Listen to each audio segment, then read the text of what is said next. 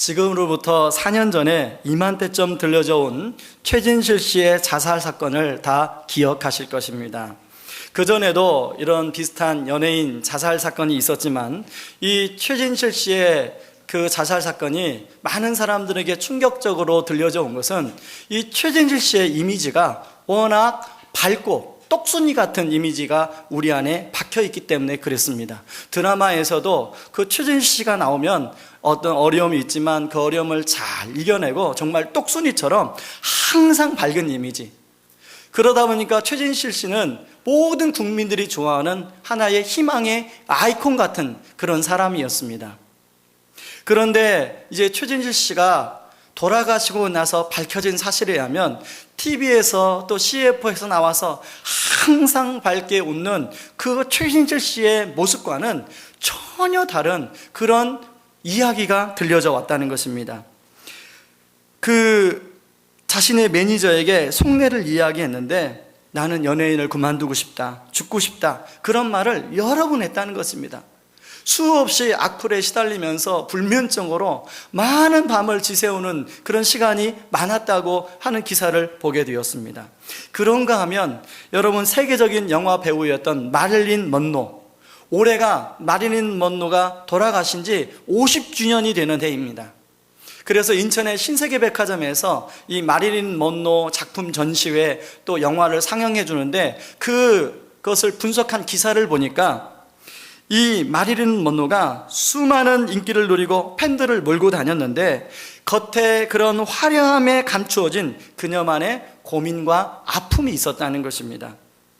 결국 마릴린 먼로는 36살이라는 너무 젊은 나이에 자기가 잠이 안 올 때 먹던 약물병들과 함께 자신의 침대에서 죽음을 맞이했습니다. 이처럼 화려함의 명성 뒤에는 약물 없이 잠을 청하지 못하는 아픔이 있었다는 것을 보여준다는 것입니다.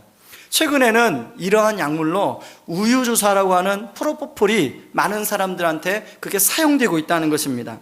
여러분, 프로포폴은 원래 피부과에서 우리가 치료받을 때 잠시 동안 마취하는 그런 마취제입니다. 그런데 이 프로포폴 안에는 이제 잠이 안 오는 분들한테 맞으면 이 잠을 충분히 숙면을 취할 수 해주는 기능과 그리고 그걸 맞고 잠을 자고 일어나면 하루 종일 굉장히 상쾌한 그런 기분을 주는 효과가 있다고 합니다. 그러다 보니까 연예인들이나 또 그 유흥업종에 종사하는 사람들이나 또 전문 직종에 종사하는 스트레스가 많아서 잠을 못 이루는 그런 사람들이 그 프로포폴을 종종 맞는다는 것입니다. 그래서 이번에 국감 자료에 보면 어떤 사람이 5년 동안 무려 5억 원어치를 프로포폴을 맞았다는 그런 자료가 보고가 되었습니다. 여러분, 잠이 안 오면 그걸 의지해서 맞을 수밖에 없는, 겉에는 그분의 나름대로 화려함이 있지만 그렇게 맞을 수밖에 없는 그 괴로움이 얼마나 심했겠습니까? 그런데 이 프로포폴은 점점점 그게 처음에는 한 하루 정도 상쾌함을 줬다면 이제는 그 주사를 맞게 되면 중독 증상이 생겨서 하루 이제 6시간, 3시간, 2시간 점점 상쾌한 시간이 줄어드니까 그 5억 원어치 맞은 사람의 말에 의하면 2-3시간 간격으로 병원을 바꿔가면서 주사를 맞았다는 것입니다. 겉으로 보여지는 화려하고 남부러울 것이 많지만 실제로는 그런 약물에 의지할 수밖에 없는 우리 인생, 저는 이 프로포폴이 그들만의 어떤 약물이 아니라 저는 현대인의 삶을 대변해주는 자화상처럼 느껴졌습니다. 오늘 본문에도 이런 비슷한 사람이 나오는데요, 겉으로는 화려함은 있지만 그의 내면에는 남모르는 고통으로 힘들어하고 있는 사람이 나오고 있습니다. 5장 1절 말씀을 제가 한번 읽어보겠습니다. 아람 왕의 군대 장관 나아만은 그의 주인 앞에서 크고 존귀한 자니 이는 여호와께서 전에 그에게 아람을 구원하게 하셨습니다. 그는 큰 용사이나 나병 환자더라. 나아만의 명함은 군대 장관입니다. 왕에게 인정을 받는 사람이었어요. 쉬운 성경에 보니까 왕이 사랑하고 아끼던 사람 이렇게 나옵니다. 그 이유가 왕에게 대승을 안겨다 주었기 때문에 그랬다는 것입니다. 그는 큰 용사라고 하니까 강하고 용감한 사람, 지금으로 말하면 정말로 남성미가 흐르는, 그러면서 리더십도 있고 실력도 있고 인정도 받는 그런 장군, 그런 장군의 모습이었다는 것입니다. 그런데 그런 나하만에게 어느 날 피부에 이상한 것이 생겼다는 걸 발견하게 되었습니다. 처음에는 아마 대수롭지 않게 생각했을 거예요. 에이, 피부병이겠지 하고 대수롭지 않게 생각했는데 이쪽에서 생기고 또 저쪽에서 생기고 그러면서 피부가 짓물러지기 시작하는 거예요. 그러면서 시간이 지나면서 이게 심화돼서 나병이라는 사실을 알게 됩니다. 여러분, 나만이 군대 장관이다 보니까 많은 전쟁터를 다니지 않았겠습니까? 나병은 전염병입니다. 많은 전쟁터를 다니다 보니까 어디서 옮겨진지도 모르는 거예요. 그런데 이 나만 입장에서 사람들이 자기가 그런 나병에 걸린 것을 알기를 원치 않아요. 그래서 나만은 항상 궁중에 출입할 때도 전쟁터에 나갈 때도 갑옷을 입고 있어요. 갑옷 안에만 있으면 자기를 장군으로 알아주는, 문둥병자로 알아주는 게 아니에요. 한센시병 걸린 사람을 알아주는 게 아니에요. 그러므로 나만은 이 갑옷 안에 있을 때 안정감을 누리는 거예요. 저는 이 갑옷을 입고 있는 나만을 생각하면서 그런 가운데 나만 스스로는 그 순간에도 자신의 피부가 짓물러지고 있다는 것을 느꼈을 거라고 생각합니다. 저는 이 말씀을 준비하면서 나만 장군을 참 많이 생각해 보았습니다. 갑옷을 입은 나만 장군을 저는 상상해 보았습니다. 그러면서 그런 갑옷을 입고 있는 나만 장군의 모습과 현대를 살아가는 우리들의 모습과 오버랩이 되는 거예요. 갑옷을 입고 있지만 속으로 짓무르는 것을 느끼는 나만이 얼마나 마음이 힘들었겠습니까? 겉으로는 화려한 모습으로 나를 가꾸고 살아가고 또 성형하고 겉으로는 화려한 세단을 몰고 다니고, 그렇지만 조금만 삶의 문을 열고 들어가 보면 나만과 같은 아픔과 나만과 같은 상처를 안고 살아가는 사람이 오히려 많다는 것입니다. 그래서 레리 크랩이라는 사람은 영적 가면을 벗어라, 그 책에서 이렇게 이야기하고 있습니다. 사람들은 저마다 가면을 쓰고 살아간다. 외적으로 전혀 아무렇지도 않은 듯 보이지만 그의 내면을 열고 들어가 보면 저마다 상처와 아픔으로 인한 고민을 안고 살아간다. 이런 사람을 피상적 외형주의자라고 말한다. 근데 상당수 많은 사람이 이 피상적 외형주의자로 살아가고 있다는 것입니다. 얼마 전에 한 주간지에서 임원들의 애환이라는 기사를, 제목을 제가 본 적이 있습니다. 일반 사원이 임원에 오르는 확률은 0.8%라고 합니다. 그래서 임원은 회사의 꽃이라고도 불리워요. 그래 밖에 이제 임원으로 승진하게 되면 그 임원 전에서부터 임원으로 승진하면 여러 가지 대우가 바뀌는데 이제 자동차도 나오고 또 연봉도, 그리고 또 자기 사무실도 생기고 그 외에도 수많은 많은 대우가 달라진다고 합니다. 그런데요, 이런 겉으로 보여지는 화려함 뒤에는 우리가 알지 못하는 임원들만의 고통이 있다는 거예요. 임원들 중 상당수가 그 기사에 의하면 불면증과 두통을 안고 살아간다는 것입니다. 임원 중에 상당수가 정기적으로 신경정신과에 가서 치료를 받고 있다는 기사였습니다. 왜냐하면 그 해에 자신의 부서의 실적이 목표치가 이루어지면 마음은 평안한데 목표에 해당되지 않으면 마음이 불안해서 언제 회사를 그만두라 할 소리를 들을지 모르는 불안함에 시달린다는 거예요. 특히 이 10월, 이렇게 11월 되면 마음이 너무 불안하다는 것입니다. 그래서 임원들은 임시 직원의 준말이다, 그분들끼리 하는 말이라는 것입니다. 겉으로는 아무렇지도 않은 듯, 겉으로는 화려한 골프채를 쥐고 그 골프장에 가지만 그 안에는 수많은 고민들이 있다는 거예요. 제가 예전에 우리 성도님들에게 한번 말씀드린 적이 있습니다. 제가 예전 교회에서 사역할 때 제 별명이 있었는데 3가지가 있었습니다. 독일 병정, FM, 가깝게 하기에 너무 먼 당신. 그리고 주로 저는 무섭다는 피드백을 참 많이 들었습니다. 그래서 한 번은 제가 거울을 보고 웃으면서 내가 왜 무서울까? 이상하다, 사람들은 왜 나를 무섭다고 하지? 아무리 제가 저를 봐도 무섭지가 않아요. 사람들은 무섭다고 하는데 무섭지가 않는 거예요. 나중에 알고 보니까 제 안에 여러 가지 상처와 열등감이 많이 있는데 그것을 들키기 싫으니까 목사라는 갑옷을 입고 권위를 가지고 사람들한테 들키지 않으려고 좀 더 위험 있게 보이면 괜찮겠지. 그러다 보이니까 FM 그리고 독일 병정 가깝게 하게 너무 먼 당신, 그런 별명을 제가 얻었던 것을 알게 되었습니다. 그런데요, 성령님의 은혜로 많이 치유되고 그 부분에서 제가 자유해졌지만 제가 조금만 성령 충만하지 않으면 저도 모르게 그런 모습이 나올 수 있다는 것을 저는 알고 있습니다. 그러면 저만 그렇습니까? 여러분은 그렇지 않아요? 여러분 안에는 이 나만이 안고 있던 영적인 나병이 여러분 마음 안에 있지 않습니까? 화려한 힘으로, 고상함으로, 괜찮은 직장 경험으로, 그리고 안정된 가정으로 그것들을 덮고 있지만 그 안에 문을 열고 들어가 보면 아무도 알지 못하는 여러분들만의 마음이 문드러지는 어떤 고민, 그 마음의 슬픈 상처가 자리 잡고 있지 않습니까? 여전히 내면의 자아는 마치 나병 환자가 살점이 떨어져 나가듯 점점 메마르고 있지 않습니까? 여러분의 가정생활은 점점 그렇게 메말라서 부부간의 대화가 사라지고 있지 않습니까? 저는 오늘 이제 새신명주제를 연초부터 기획하고 연초부터 오늘 새롭게 오시는 손님들을 위해서, 우리 성도님들을 위해서 어떤 선물을 줄까? 하나님이 어떤 선물을 주었으면 좋겠습니까? 어떤 말씀을 좀 나눴으면 좋겠습니까? 오래된 기도하다가 하나님이 이 본문 말씀을 주셨는데 이 본문 중에서도 특별히 저는 14절을 여러분에게 선물로 주고 싶습니다. 14절 하반절 말씀 같이 한번 읽어봅니다. 그의 살이 어린아이의 살같이 회복되어 깨끗하게 되었더라. 다시 한번 읽겠습니다. 그의 살이 어린아이의 살같이 회복되어 깨끗하게 되었더라.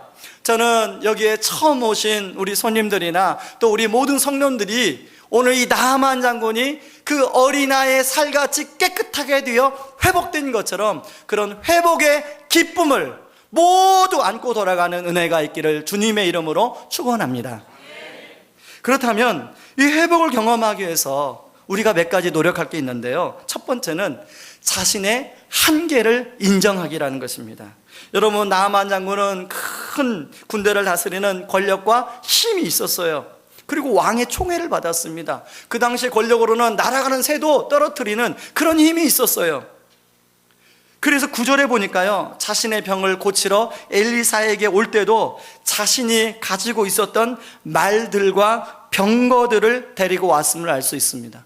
여러분, 환자가 의사한테 오는데 말들과 병거들을 대동하는 게 그 이치에 안 맞는 행동 아닙니까?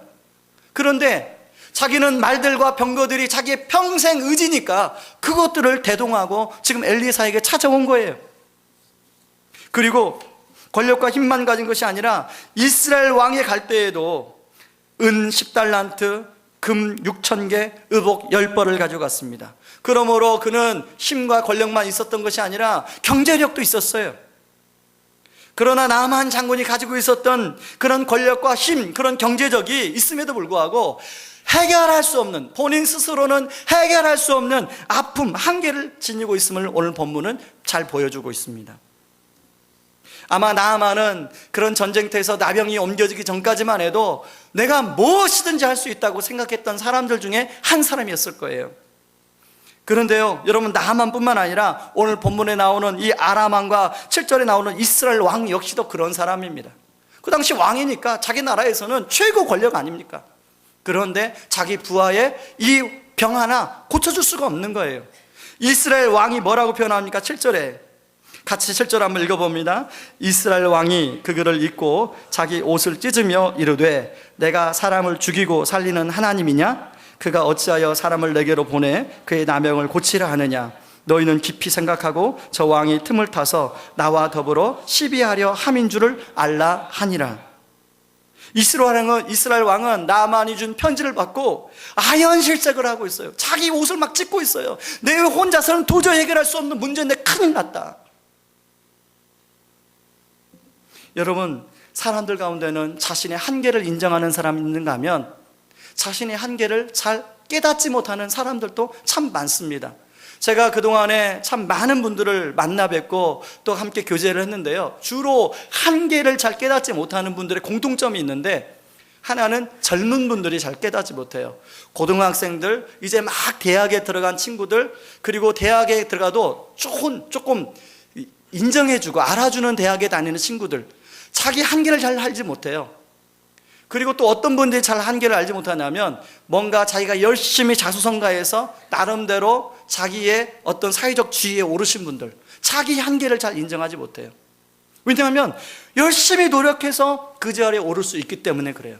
여러분, 나하만이 그 아람 왕의 군대 장관이 될 때까지 싸움 몇 번 해서 군대 장관이 됐겠습니까? 저는 나하만이 그 자리에 오르기까지는 정말로 많은 애씀과 수고가 있었을 거라고 생각해요. 남들 다 잠잘 때 잠 안 자고 공부하고 잠 안 자고 훈련해서 아마 그 자리에 올랐을 거예요.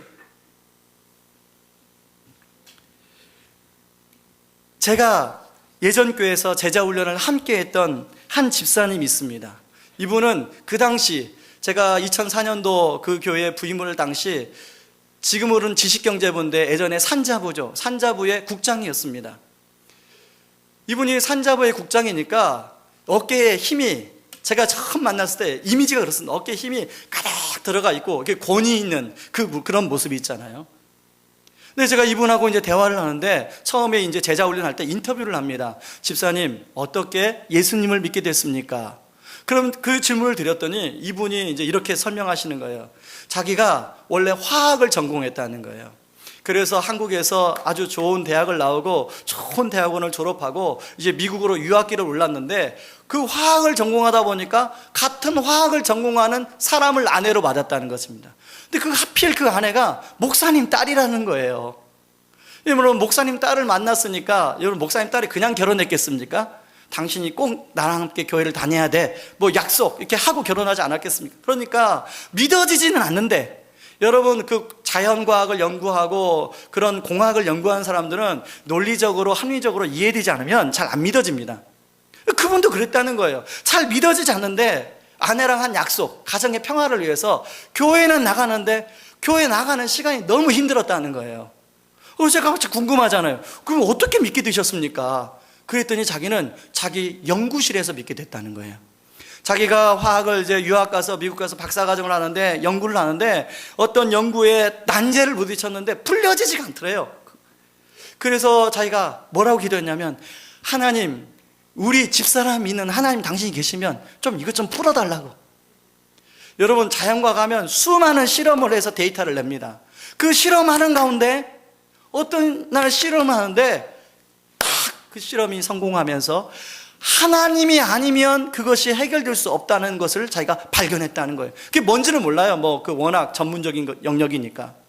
그러면서 저한테 하는 얘기가, 목사님, 혹시 목사님이 사역을 하다가 좀 논리적이고 합리적으로 생각하는 사람들 중에 저처럼 예수님이 잘 안 믿어진다는 사람이 있으면 저한테 다 데려오시면 제가 논리적으로 합리적으로 설명해 드리겠습니다. 제가 만나본 분 중에요, 그렇게 논리적이고 합리적인 분이 몇 명 없어요. 손에 진짜 꼽는 것 같아요. 진짜 논리적이고 합리적이에요. 지금은 이제 조선협회에 계시다가 지금은 냉동공조협회 얼마 전에 보니까 자리를 옮기셨더라고요. 여러분, 나아만은 이 나병이라는 자신의 한계에 봉착하고 그 문제를 자신이 스스로 해결할 수 없다는 것을 알고 하나님께 도움을 구하며 나아갑니다. 저는 이 앞에 하나님은 사랑이시라 쓰여져 있습니다. 왜 하나님이 사랑이시냐면, 우리가 그런 한계를 알고 하나님께 나아가면 사랑이 많으신 하나님께서 우리를 받아주시고 우리의 도움이 되시고 우리의 친구가 되어주신 줄 믿습니다. 그래서 저는 오늘 나아만이 이 하나님을 만나고 회복이 일어난 것처럼 여기에 오신 우리 손님들, 우리 성도님들에게도 이런 회복이 일어나기를 주님의 이름으로 축원합니다. 두 번째는, 갈망은 문제 해결의 열쇠가 될 수 있다는 것입니다. 여러분, 나아만이 이 나병을 걸리니까 나병을 치료하고 싶은, 나병에서 낫고자 하는 갈망을 가지고 있었습니다. 그것을 어떻게 알 수 있냐면 5장 3절에 보면 그 여주인에게 한 종이 있었습니다. 이 종은 이스라엘 소녀예요. 포로로 잡혀온 소녀예요. 이 소녀가 어느 날 주인이 이제 나병에 걸렸다는 이야기를 듣고, 여주인님, 제 고향 나라에 가면 어떤 선지자가 있는데 그 선지자는 나병을 치료할 수 있을 것 같습니다 라고 말을 했어요. 여러분, 이 본문에 보면 그 사람이 엘리사인지 그 사람이 어디 살고 있는 사람인지 말하지 않아요. 그냥 어떤 선지자라고 얘기를 해요. 그런데 이 나아만 안에 그런 갈망이 있다 보니까 그 얘기를 듣자마자 저 같으면 무시했을 거예요. 뭐 소녀가 얘기하면 그 정확하지도 않은 정보인데. 그런데 그 얘기 듣자마자 왕에게 달려가서 왕에게 허락을 맡아서 이스라엘 왕에게 찾아가요. 만약에 그 소녀가 정확한 이름이라도 알려줬으면 왕은 이스라엘 왕한테 찾아가서 엘리사가 어디에 있습니까? 이렇게 물어봤을 거예요. 그런데 이 소녀도 엘리사 이름을 정확히 몰랐던 것 같아. 그러니까 이스라엘 왕한테 가서 내가 나병을 치료하러 왔습니다. 그러니까 이스라엘 왕이 막 놀래죠. 자기 옷을 찢죠. 여러분, 이건 나만 안에 그런 갈망이 있기 때문에 가능한 일이었습니다. 여러분, 성경에 보면요, 산상수훈이 있습니다. 여러분 아마 교회 잘 안 다니신 분도 그 팔복 이런 게 대해서는 아마 들어보셨을 거라고 생각하는데, 그 팔복 중에 첫 번째 복이 마태복음 5장 3절에 보면 심령이 가난한 자는 복이 있나니 천국이 그들의 것임이요 라는 말씀입니다. 이 심령이 가난하다, 좀 말이 어려운데 쉽게 말하면 그런 말씀입니다. 마음이 절박한 자는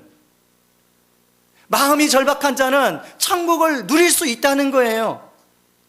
여러분, 지금 나하만 장군은 그런 절박함을 가지고 이스라엘로 왔을 때 하나님은 그런 나하만의 나병을 치료해 주고 있더라는 것입니다. 그러므로 나하만의 갈망은 문제 해결의 열쇠가 되고 있어요. 예수님은 우리들에게 이렇게 말씀합니다. 마태복음 11장 28절 29절 말씀 같이 한번 읽어보겠습니다. 시작. 무거운 짐을 지고 지친 사람은 모두 나에게 오너라.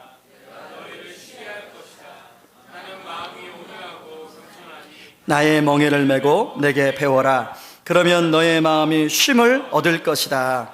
우리 예수님은 우리의 인생이 마음이 무겁고 짐을 져서 피곤하다는 걸 알고 있었습니다. 그래서 무거운 짐을 지고 지친 사람들이여 다 나에게로 오라. 그러면 내가 너에게 너희가 알지 못하는 쉼을 주겠다고 말씀하고 있는 거예요. 저는 여기에 오신 처음 오신 모든 손님들이, 우리 성도님들이 이 예수님이 주시는 쉼을 누릴 수 있기를 바랍니다. 2011년도 초에 이제 교회를 개척을 처음에 예배를 드렸는데요. 제가 이제 가정에서 예배를 드리고 아직 교회에서 예배를 드리기 전입니다. 모르는 분한테 제 핸드폰으로 전화가 왔어요. 목사님, 혹시 온기선 목사님 맞으시죠? 예, 네, 그렇습니다. 제가 알고 있는 친구의 남편이 있는데 이 친구의 남편이 직장에서 너무나 많은 스트레스를 받아서 불면의 밤을 너무 오랜 시간을 보내고 있습니다. 그래서 제가 그 친구 집을 알아보니까 목사님이 교회를 개척하는 곳에서 가까워서 제가 목사님께 연락을 드렸습니다. 목사님이 그 가정을 좀 만나서 예수님도 전하고 불면증도 좀 치료해 주셨으면 좋겠습니다. 여러분, 저는 그 얘기 들으니까요, 저도 옷을 찢고 싶더라고요. 제가 능력이 없잖아요. 불면증을 치료해 줄 능력이 없어요. 저도 옷을 찢고 싶어요. 그런데 어떤 마음이 있냐면, 하나님이 그동안 전회교회에서 섬길 때 하나님, 저는 능력이 없지만 제가 하나님께 믿음으로 순종하고 기도하며 나아갔을 때 하나님이 많은 영혼들을 치유하고 회복하는 은혜의 통로로 저를 사용하셨어요. 그래서 이렇게 개척하기 전에 이렇게 전화 온 것은 하나님이 뜻이겠다. 그래서 제가 연락을 해서 이제 그 당시 인테리어도 제대로 되지 않을 때니까 평촌의 어느 교회 카페에서 그분을 만났습니다. 이제 먼저 아내분을 만났어요. 이 얘기를 자초징을 들어보니까 회사에서 너무나 심한 압박과 스트레스가 있어서 불면증으로 밤을 지새운 지가 너무 오래됐다는 거예요. 여러분, 하루에 한두 시간 자고 출근하는 게 그게 어떻게 살 수 있습니까? 본인이 너무 괴로운 거예요. 그래서 이제 병원에 가서 약을 한 움큼 받아서 약을 먹고 잠을 주무시는데 기껏해야 3-4시간 자고 그냥 나가신다는 거예요. 그래서 제가 그 아내를 만나고 이제 남편을 만났습니다. 남편을 만나서 오늘 마태복음 11장 28절 29절 말씀을 그분에게 전하고, 그리고 앞으로 저랑 몇 번 더 함께 교제하면서 그런 부분에 함께 좀 말씀을 가지고 나눕시다. 제안을 드렸더니 그분이 또 오케이 하시는 거예요. 그래서 그분 직장 끝나자마자 오셔서 또 토요일 날 시간을 내서 그분과 함께 한 5번인가를 만났습니다. 그리고 그분이 우리 교회에 함께 이제 신앙생활을 하게 되고, 그리고 우리 교회 안에는 남자들만의, 여자들만의 다락방이 있어요. 그리고 신혼부부는 신혼다락방이 있습니다. 그 다락방에 들어가셨어요. 한 번도 회사에서 인정해주지 않고 칭찬해주지 않고 격려해주지 않았는데 그 남자들의 다락방에 들어가 보니까 자기랑 다 비슷한 지경의 분들이거든요. 나이대가 연령대가 비슷해요. 하니까 하는 고민이 비슷해요. 그러니까 서로 위로해주고 서로 기도해주고 함께 눈물을 흘려주고, 그러다 보니까 이분 안에 또 주일 말씀을 통해서 말씀이 들어가니까 지금 우리 교회가 이제 시작한 지 1년 한 8개월 9개월 됐는데 지금은 제가 알기로는 불면증이 다 사라진 걸로 알고 있습니다. 저는 그분이 누린 쉼, 그분이 누린 회복을 오늘 오신 손님들이 다 누리기를 주님의 이름으로 축원합니다. 세 번째는 다른 생각을 받아들일 때 회복이 일어난다는 것입니다. 여러분, 나아만이 이제 말들과 병거들을 대동하고 엘리사의 집을 갔습니다. 여러분, 나아만은 어떤 기대를 했습니까? 이제 엘리사가 신발도 안 신고 달려 나와서 나아만 장군님 오셨습니까? 제가 그렇지 않아도 왕에게 연락을 받고 나아만 장군님을 기다리고 있었습니다. 어서 오십시오. 본인의 침소에 모셔서 가장 좋은 음식을 대접하고, 그리고 이제 제사 의식을 치른 다음에 거룩하게 이 나아만의 머리 위에 대고 안수하고 그 치유를 하기를 나아만 장군은 기대했습니다. 그게 5장 11절 12절 말씀이에요. 같이 한번 읽어봅니다. 시작. 나아만이 노하여 물러가며 이르되 내 생각에는 그가 내게로 나와서서 그의 하나님 여호와의 이름을 부르고 그의 손을 그 부위에 흔들어 나병을 고칠까 하였도다. 다메섹 강 아바나와 바르발은 이스라엘 모든 강물보다 낫지 아니하냐. 내가 거기서 몸을 씻으면 깨끗하게 되지 아니하랴 하고 몸을 돌려 분노하며 떠나니. 저는 이 말씀을 읽으면서요, 나아만이 이해가 됐어요. 나도 나아만이면 그랬겠다. 여러분, 사람은 다 자기 생각이 있잖아요. 여기 혹시 생각 없이 이 자리에 앉아 계신 분 계십니까? 다 자기만의 생각이 있어요. 근데 문제는 뭐냐면 그동안에 자기와 생각이 비슷한 말을 하면 그 생각을 받아들이기가 쉬워요. 그런데 자기가 평상시에 생각했던 생각과 전혀 정반대의 생각을 말하거나 엉뚱한 이야기를 하면 그걸 받아들인다는 게 쉬운 일이 아니에요. 여러분, 특별히 우리는 논리적으로 이성적인 생각을, 사고를 하는 사람들입니다. 저도 여기 목사지만 저도 나름대로 이성적인 사고를 하는 사람이에요. 그래서 이성적이지 않는 얘기를 하면 잘 안 받아들여요. 의심하게 돼요. 여러분 다 마찬가지 아닙니까? 그런데 지금 이 요단강 물에 7번 가서 몸을 씻으란 말은 이 나아만이 듣기에 이건 이성적이지 않아요. 합리적인 말도 아니에요. 논리적인 말도 아니에요. 그러니까 내 생각에는 받아들일 수가 없는 거예요. 저는 이 나아만이 말했던 내 생각에는 거기에 마음이 많이 머물렀어요. 그래, 맞다. 오늘 오시는 손님들이 다 내 생각에는 이런 생각을 다 가지고 계시고 오실 것이다. 저는 여러분들을 설득하려고 하지 않습니다. 그거 인정하고 싶습니다. 왜? 저도 그런 시간이 있었어요. 저도 어릴 때부터 신앙생활을 했지만 어릴 때는 이제 어머니가, 저희 어머니 좀 무서웠거든요. 그래서 교회 안 가면 혼나니까 어쩔 수 없이 교회 가다가 이제 머리가 커지고 그리고 뭔가 이제 제 생각이 자라나고 나서 교회에서 가르치는 게 이렇게 마음으로 안 다가오는 거예요. 아니, 논리적이야 믿죠. 합리적이야 믿어지죠. 안 믿어지는 거예요, 그걸. 여러분, 안 믿는 걸 믿으려고 하니까 얼마나 괴로운지 아십니까? 아마 이미 믿으신 분도 믿기까지는 괴로우셨을 거예요. 아내가 옆에서 꾹꾹 찌르니까 믿긴 믿어야겠는데 안 믿어지는 걸 어떻게 해요? 그러다가 제 안에 하나님께서 이제 믿는 계기를 주셨어요.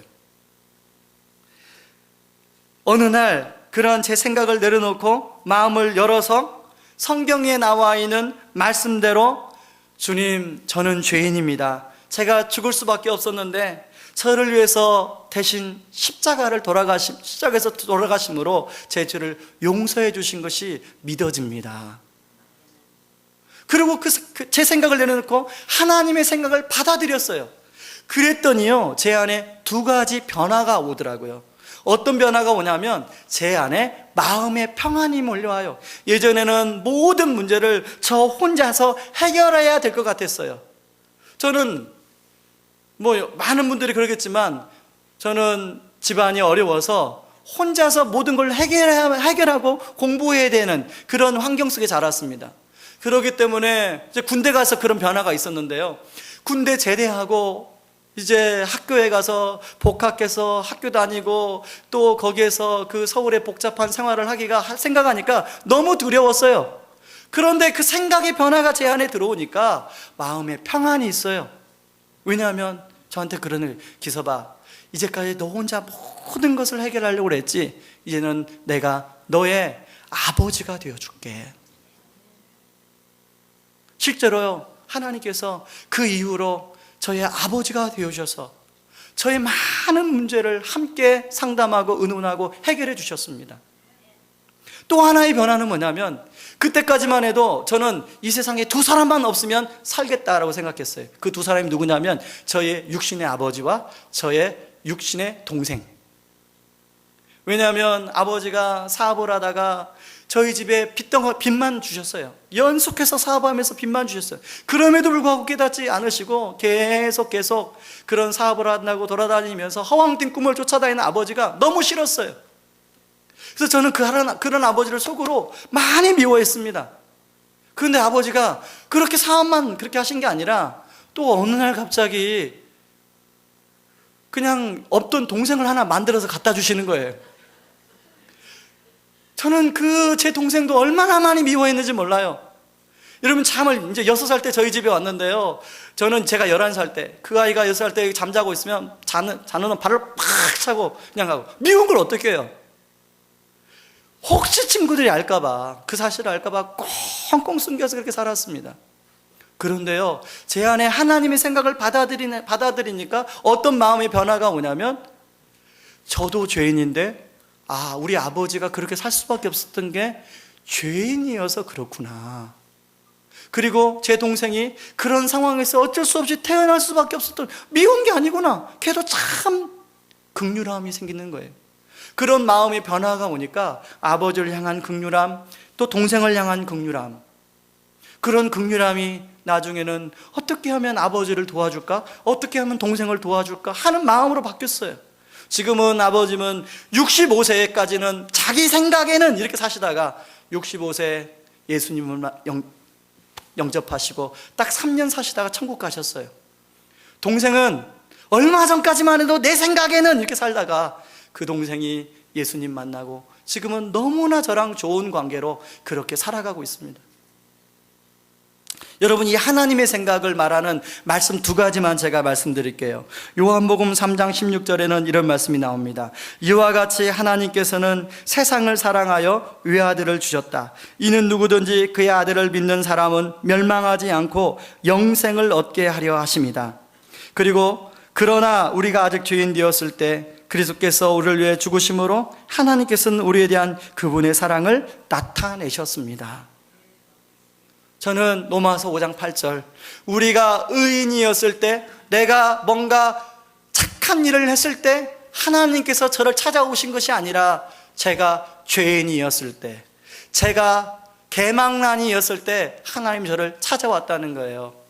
제가 우리 성도님들한테는 고백을 했지만 어느 날 기도하는데 성령님이 저 안에 말씀하시는 거예요. 갑자기 네 동생 말 더듬는 거 너 아니? 저는 제 동생이 말 더듬는데 그 생각을 한 번도 안고 살았어요. 네, 압니다. 그런데 그것이 너 때문인 거 너는 아니? 성령님이 저한테 어느 날 그렇게 지적하시는 거예요. 그때서야 비로소 제 동생이 말을 더듬는 것이 제가 괴롭혀서 말을 더듬는 것이라는 것을 알게 되었어요.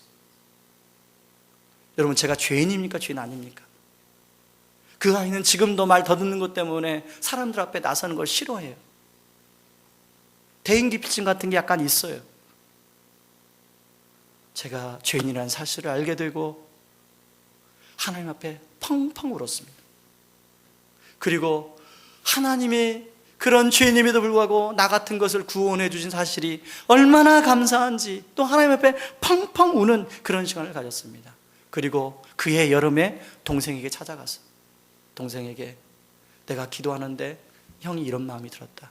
내가 너한테 할 말이 있는데 형이 너한테 그동안 했던 것 좀 용서해 줬으면 좋겠다. 그리고 동생이 저를 받아주고 용서해 주고 동생 역시나 저와 함께 살면서 자기 나름대로 방황하면서 저를 힘들게 했던 것을 또 고백했어요. 형, 나 역시도 형한테 용서를 구할 게 많아. 서로 용서를 구하고 용서하고, 그러다 보니까 지금은 친형제처럼 가까워요. 여러분, 내 생각을 내려놓고 아까 말한 이 하나님의 말씀의 생각을 받아들일 때 저에게 일어났던 이 두 가지의 변화가 여러분에도 일어나기를 주님의 이름으로 축원합니다. 나아만이요, 그렇게 화를 내서 돌아가려고 할 때 그의 종들이 나아만에게 이야기합니다. 그게 5장 13절이에요. 같이 한번 읽어봅니다. 그러자 나아만의 종들이 가까이 와서 말했습니다. 주인님, 만약 저 예언자가 그보다 더 큰 일을 하라고 했더라도 그대로 하지 않았겠습니까? 그런데 기껏해야 몸을 씻으라는 것뿐인데 그 정도도 하지 못하시겠습니까? 나아만이 생각해보니까 그래요. 그래서 나아만이 그 말을 듣고 요단강에 나가서 그 하나님 사람의 말대로 씻었더니 6번 씻을 때까지는 별 변화가 없는데 7번째 씻기 시작하니까 자기 안에 있는 이 나병이 고쳐지기 시작하는 거예요. 낫기 시작하는 거예요. 치료가 일어나기 시작하는 거예요. 이런 말씀을 전하면요, 사람들은 요단강 물이요, 야 그래? 요단강 물, 나도 성지순례 가서 요단강 물에 더 담가봐야겠다, 그런 분이 계실지 모르겠어요. 근데 포인트가 요단강 물에 있는 게 포인트가 아닙니다. 어디에 포인트가 있냐면 하나님 사람의 말대로, 여기에 포인트가 있는 거예요. 다시 말해서 하나님 말씀대로 여기에 포인트가 있는 거예요. 그러므로 말미암아 이 나만에 있던 갈망이 하나님의 말씀대로 했더니 회복되어지고 이루어지는 역사가 나타나게 되었다는 것입니다. 성경 말씀에 보면요, 요한복음 1장 12절에 이런 말씀이 나옵니다. 나를 영접하는 자, 곧 그 이름을 믿는 자들에게는 하나님의 자녀가 되는 권세를 주셨다.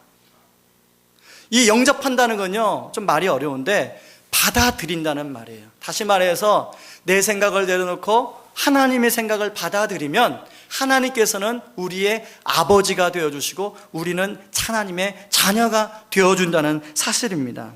저는 오늘 여기에 처음 오신 손님들이나 우리 모든 성도님들이 제가 누리는, 그리고 이 나아만이 누렸던, 아까 그 집사님이 누렸던 그 참된 회복을 경험하기를 주님의 이름으로 축원합니다. 저는 말씀을 마무리하면서요, 이런 회복을 경험하는 한 집사님을 여러분들한테 소개하고 싶습니다. 우리 그 집사님을 직접 앞에 모셔서 오늘은 그 집사님의 이야기를 좀 들어보는 시간을 갖도록 하겠습니다. 우리 김경미 집사님 나오시기 바랍니다. 우리 나오실 때 한번 박수로 격려해 주시기 바랍니다.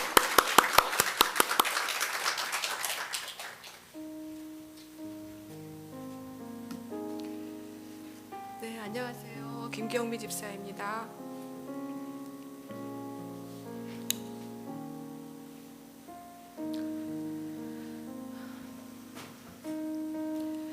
저는 고등학교 때부터 교회를 다녔지만 제가 제대로 신앙생활을 하게 된 것은 그리 오래된 일이 아닙니다.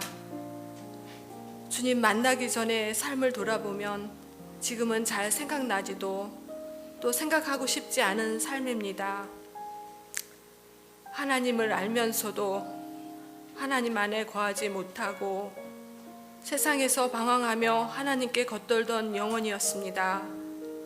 집안의 장녀로 친정어머니가 일찍 돌아가셔서 내게 맡겨진 책임을 감당하기엔 나의 내면은 너무 연약하고 힘들어 슬픔과 낮은 자존감으로 삶에 대한 만족이 없었습니다.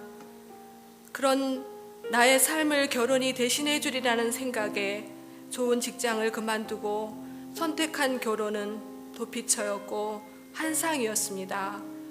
제 공고한 영혼을 남편에게 위로받고 보상받으려 했지만 6남매의 막내로 자란 남편은 오히려 저가 더 감싸줘야 할 사람이었고 그것이 서로를 더욱 힘들게 했습니다. 결혼하여 한동안 경제적인 많은 어려움으로 저는 시누이 소개로 미용일을 하게 되었는데 늦은 나이에 배운 기술이라 참 많이 힘들었습니다. 사람을 상대하는 일이라 저를 내려놓아야 하는 것이 저의 자존심이 허락하지 않고 하루 종일 손님을 기다리며 갇혀있는 공간이 꼭 감옥같이 느껴져 이런 일을 시키신 하나님을 원망하고 또 그 원망이 남편에게로 돌아갔습니다. 남편은 남편대로 하는 일이 잘 되질 않아 그 삶을 불평하고 나날을 술로 지새우는 날이 많아져 우리의 다툼은 끊이질 않았습니다. 믿음을 우선순위로 결혼하였는데 하나님 의지하지 않고 교회도 시어머니의 강요에 의해 주일만 왔다 갔다 하는 신앙인이었습니다.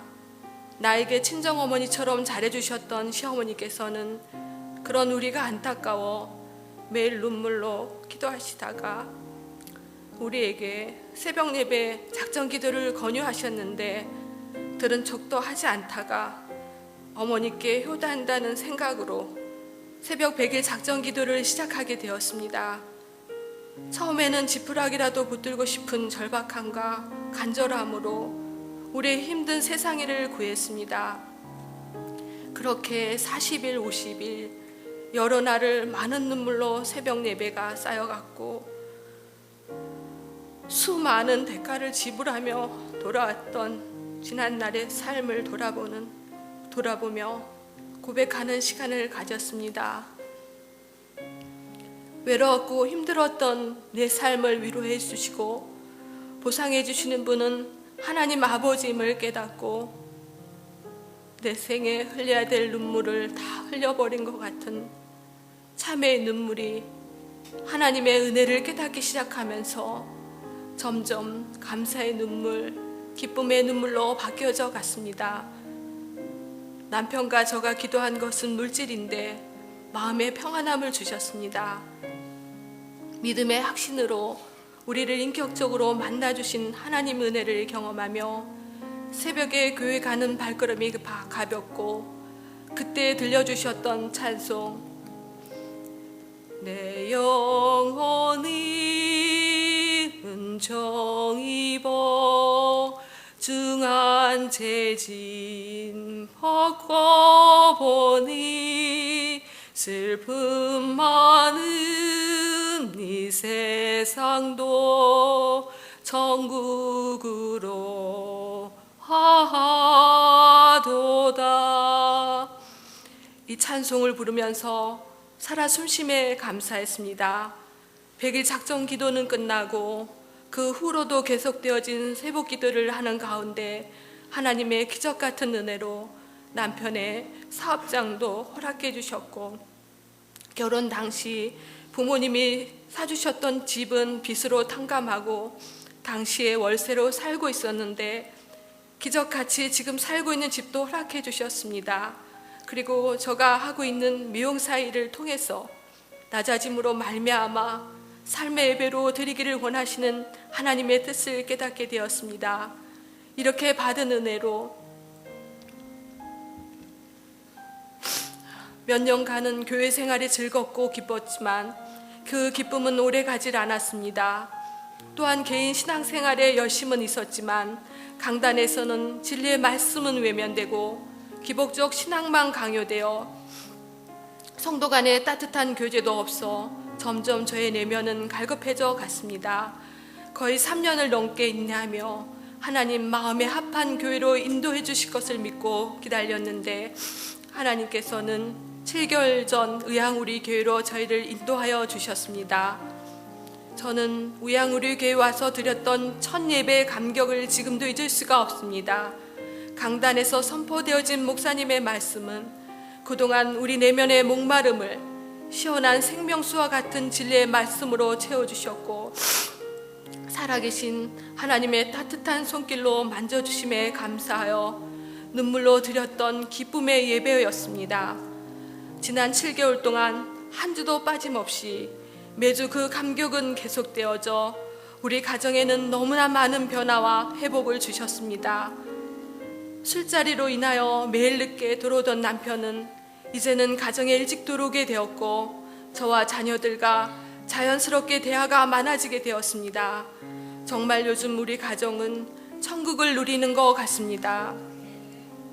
스스로 신앙 없음을 고백하던 남편은 자발적으로 주차 봉사를 하면서 많은 기쁨을 느끼며 다락방 소그룹에 들어가 남자분들만의 끈끈한 성도 간의 교제가 회복되어 치유와 회복을 경험하고 있습니다.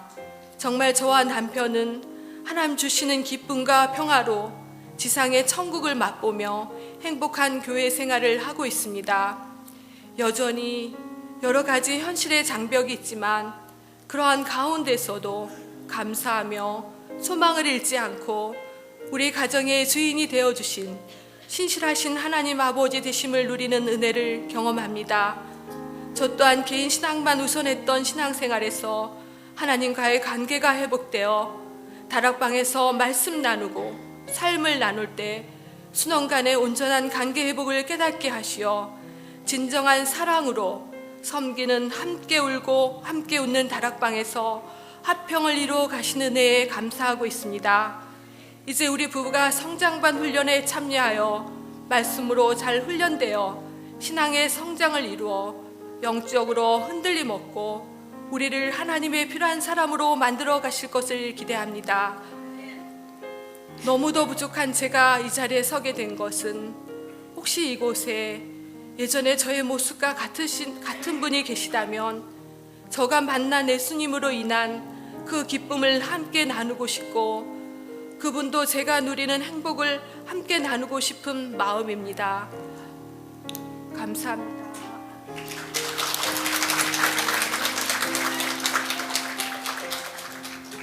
네, 원래는 우리 집사님, 남편인 집사님께 제가 부탁을 드리려고 했는데 우리 남편 집사님이 이 자리에 나와서 도저히 간증을 하면 눈물을 흘릴 것 같아서 못 하시겠다고 그래서 남편분 간증은 주보에 실려 있습니다. 여러분, 주보 간증과 함께 오늘 들은 간증을 같이 들으면 이 가정이 이렇게 변화되었구나 라고 느낄 수 있을 거라고 생각합니다. 이 시간에 같이 찬양하고 우리 좀 기도하기를 원하는데요, 아까 우리 여미의 성도님이 연주하셨던 You Raise Me Up 함께 찬양하고 기도하기를 원합니다. 내 영혼 지치고 피곤할 때, 근심 걱정 내 마음 짓누를 때 같이 찬양하겠습니다.